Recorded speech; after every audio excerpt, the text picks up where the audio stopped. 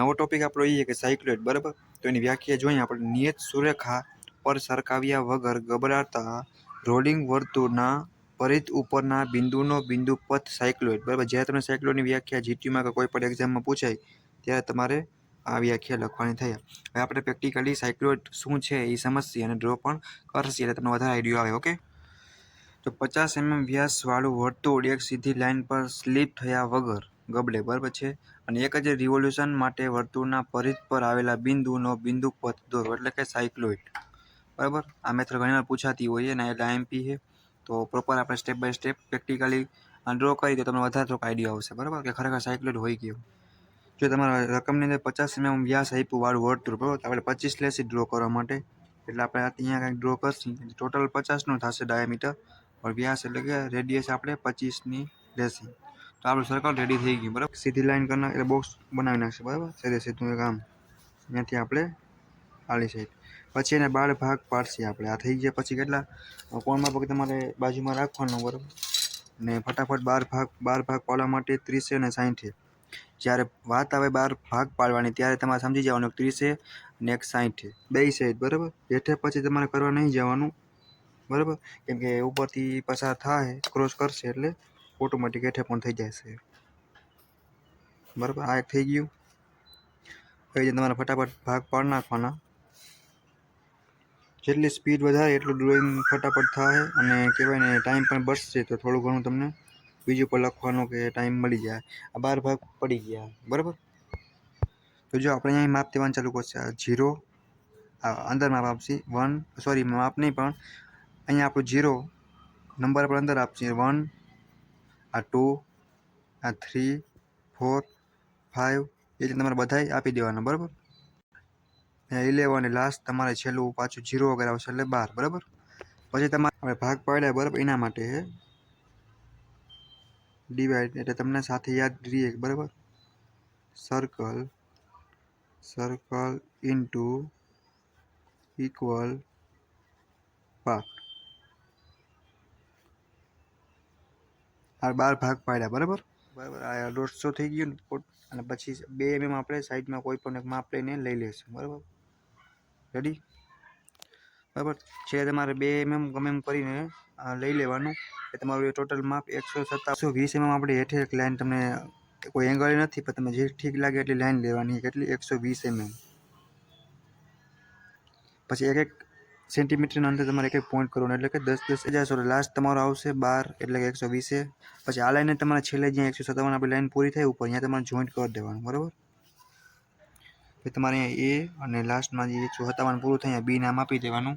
અને અહીંયા 0 પછી 1, 2, 3 એ જ્યાં તમારે બધા પોઈન્ટ નામ આપતું જવાનું, બરાબર. લાસ્ટમાં જે આપણે 11 અને 12, બરાબર.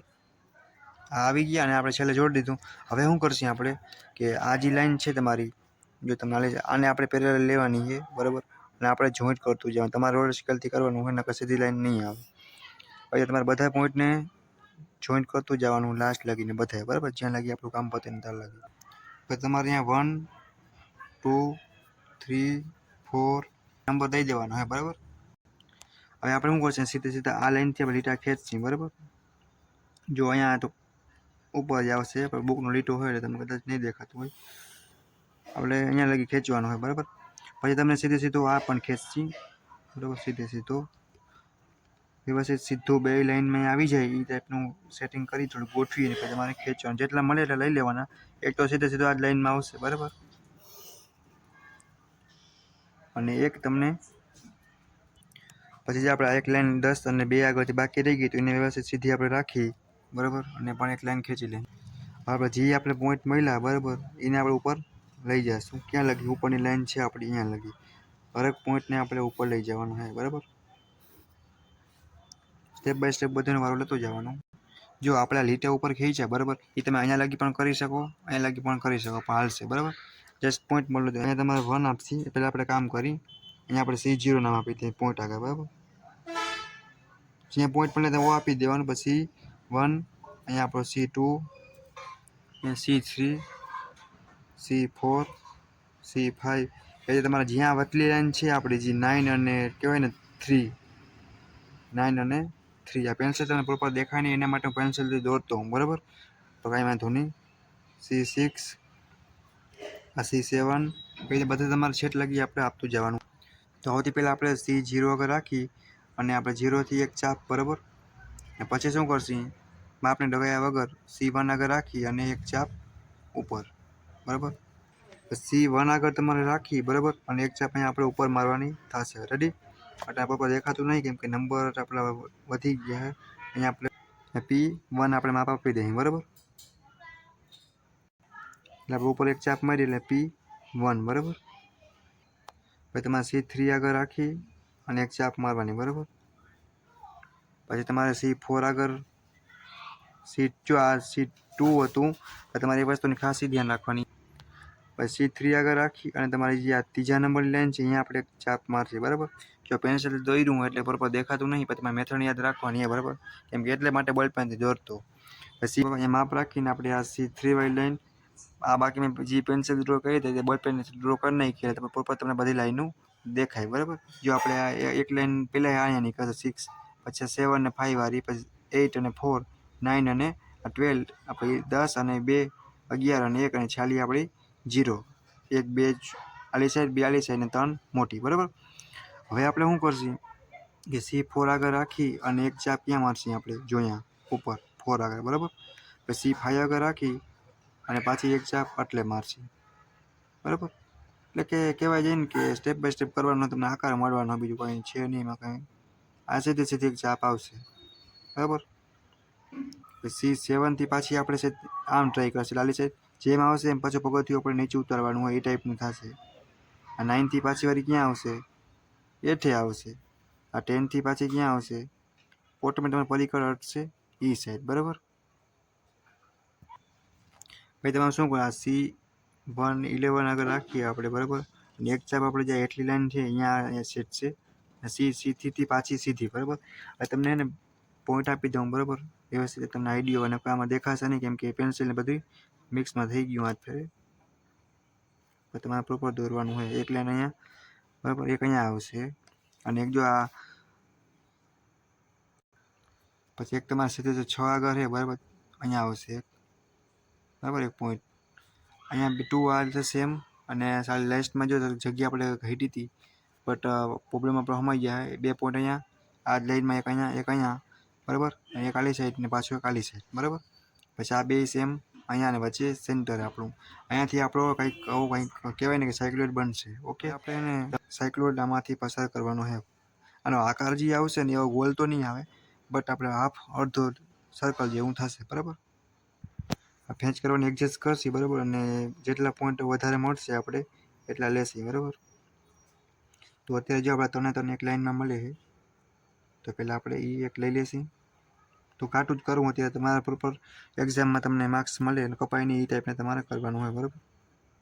હું થોડુંક અત્યારે ઘાટું કરું કેમ કે આપણે પેન્સિલથી ડ્રો કર્યું એટલે થોડુંક કહેવાય ને પ્રોપર દેખાતું નહીં, બરાબર. એના માટે જેટલા પોઈન્ટ મળશે એટલા આપણે લેવાની ટ્રાય કરશે, એવું નથી, બરાબર. કે પછી એવું હોય તો પાછું આલી સાથે આપણે ગોલાઈ કરશી અને એડજસ્ટ કરવાની ટ્રાય કરશી એટલે પોઈન્ટ મળી જ જશે, પણ થોડુંક તમારે ટ્રાય કરવી પડશે, બરાબર.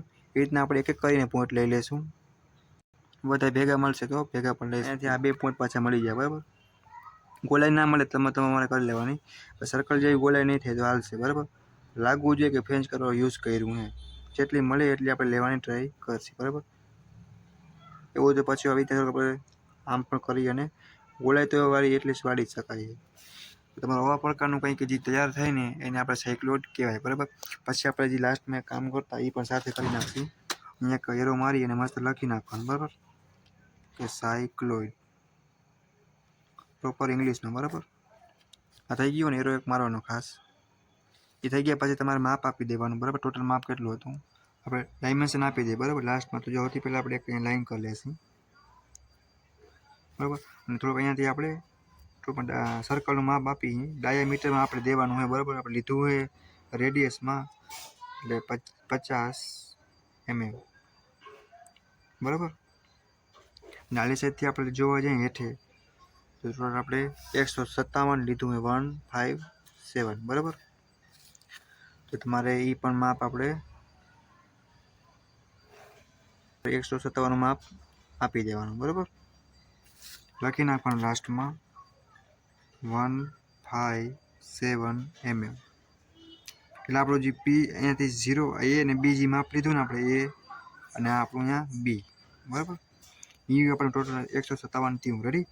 તો અહીંયા આપણો આ સાયક્લોઇડ છે એને પ્રોબ્લેમ પૂરો થાય છે.